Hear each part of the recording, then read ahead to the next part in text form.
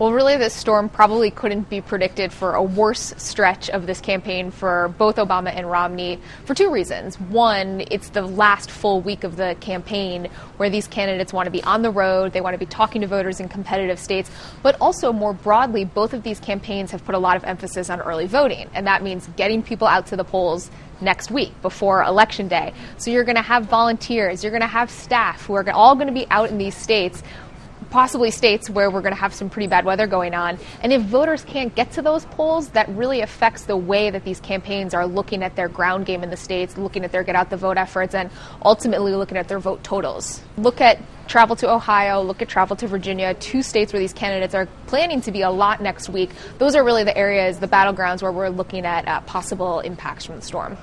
Obama's in a really interesting position on this because he's obviously running for re-election, but he's still the president. So if you do have a storm that causes widespread damage and the worst case scenario, deaths and injuries, then the president really has to try to work this balance between being a candidate but also being the president. And as we all remember from Hurricane Katrina with George W. Bush, there's a lot of attention that's paid to how a president handles one of those moments. So you could likely expect, if this is a deadly storm, if this is a high-impact storm, that the president would have to take some time off the campaign trail, even at this critical juncture, to make sure that he was appearing presidential, governing, and really doing everything that the federal government needs to do in response to a storm like that.